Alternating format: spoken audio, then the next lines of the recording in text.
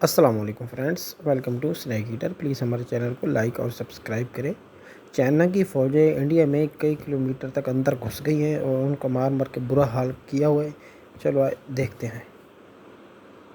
जगह नहीं है। उत्तराखंड में चाइना की फौजें 5 किलोमीटर इनसाइड। ये इंडिया ने कहा है 5 किलोमीटर, असल में इससे कई गुना ज्यादा चाइना की फौजें इंडिया के अंदर दाखिल हुई और दाखिल होने के बाद उन्होंने वहां पर स्टे किया और इस तरह उन्होंने बहुत सारा इलाका जो है वो इंडिया का हड़प लिया है। अब असल में इंडिया ये कहता है कि वो अंदर आए हैं, अंदर आकर हमने उनको कुछ कहा तो फिर उसके बाद वो चले गए। होता क्या है, चाइना की स्ट्रेटजी समझिए।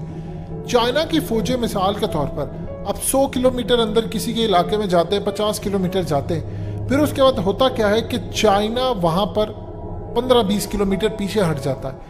जो 30 किलोमीटर बाकी बचा होता है उस तक वो आ जाता है अपनी फौजें लेकर, वहां पर अपने टेंट गाड़ता है, लोगों को आकर कहता है तुमने यहाँ पर आबाद होना है। और उसके बाद वो जो 50 किलोमीटर का इलाका है उसमें वो 30 किलोमीटर चाइना का हो जाता है।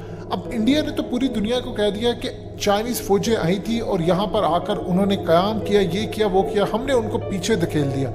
अब जो असल में 5 किलोमीटर की ये बात कर रहे हैं वो बहुत ज्यादा किलोमीटर अंदर तक आगे थे और इंडिया ने उनको जब धकेला तो चाइना ने बहुत सारा इलाका, यानी मिसाल के तौर पर अगर वो 30, 35, 40, 50 किलोमीटर अंदर आ गए हैं और इंडिया ने उनको धकेला तो वो 5 किलोमीटर भी पीछे चले गए हैं, लेकिन उन्होंने 10, 20, 25 या जितना भी इलाका उन्होंने कब्जा कर लिया और वो वहां पर आकर बैठ के और जो लाइन ऑफ एक्चुअल कंट्रोल है उसकी धज्जियां उड़ाकर रख दी। उन्होंने कहा ये line of actual control LAC कुछ भी नहीं है, ये हमारा इलाका है।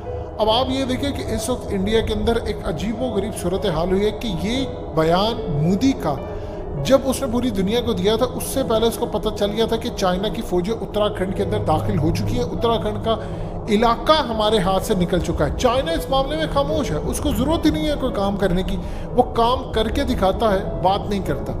अब आप ये देखें कि इस वक्त इंडिया के आर्मी चीफ ने जो बयान दिया है वो बहुत बड़ा तगड़ा बयान है। उन्होंने कहा कि चाइना के साथ झड़पें अब होती रहेंगी और बड़े लेवल पर झड़पें होंगी और जब तक ये मामला रिजॉल्व नहीं होता झड़पें होती रहेंगी। इसका ये मतलब है कि चाइना की फौज को ऑर्डर मिल चुका है कि आपने इंडिया के इलाके जो असल में जिस पर इंडिया काबिज है उनको अब लेना है और उसको चाइना के अंदर शामिल करना है।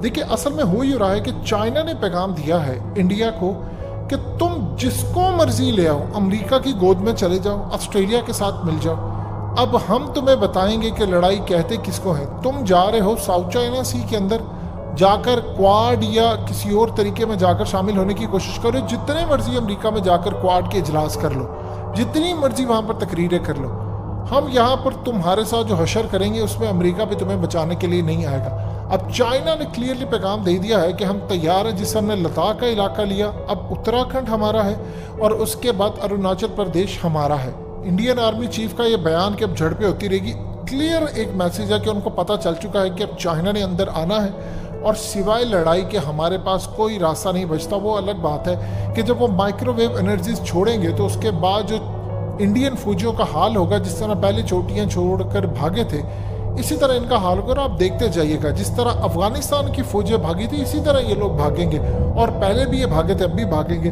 दूसरी जानिब आप ये देखिए कि इंडियन आर्मी चीफ ने साथ अमेरिका को पैगाम दे दिया है कि देखिए हमने एक पैगाम दे दिया, हम लड़ाई के लिए चाइना के साथ तैयार हैं, अब आपको हमें सपोर्ट करना पड़ेगी। क्योंकि जो मोदी के साथ हुआ है अमेरिकी दौरे के अंदर, दो बड़ी अहम चीज़ें, एक तो मोदी का 5 दिन का दौरा था, मोदी 3 दिन में दौरा कंप्लीट करके आके। देखिए जब आप अमेरिका जाते हैं तो अमेरिका का सफ़र बहुत ज़्यादा होता है, ये नहीं ऐसा नहीं है कि आपने UAE जाना है तो आप 2.5-3 घंटों के अंदर वहाँ पर पहुँच जाते हैं, ये बहुत लंबा सफ़र है। या मलेशिया जैसा भी सफ़र नहीं है कि आप 6 घंटों के अंदर, ये 5.5 घंटों में चले जाते हैं, ये सफ़र है बहुत ज़्यादा लंबा। अब इस वक्त सूरत हाल ये है कि मोदी वहाँ पर 5 दिन के दौरे पर गए और 3 दिन के अंदर मोदी दौरा कंप्लीट करके आ गए, क्योंकि वहाँ पर मोदी ने कुछ लोगों से मुलाकातें करनी थी, अहम तरीन मीडिया के हवाले से, IT के हवाले से। चूँकि मोदी पर तनकीद बहुत ज़्यादा होती रही, उनके मीडिया ने कवरेज नहीं दी, बाइडन मोदी को पसंद नहीं करते क्योंकि मोदी कैंपेन चलाते रहे ट्रंप के साथ मिलकर, अब की बार ट्रंप सरकार, तो बाइडन एक तो उनको पसंद नहीं करते, दूसरा अमरीकी अखबारात में कोई भी मोदी बाइडन का तस्कर नहीं था, ना वहाँ पर किसी ने कोई जलसा किया जिस तरह पिछली दफ़ा ट्रंप के साथ जलसे हुए थे और यहाँ पर जब ट्रंप आया था तो मोदी ने जलसे किए थे।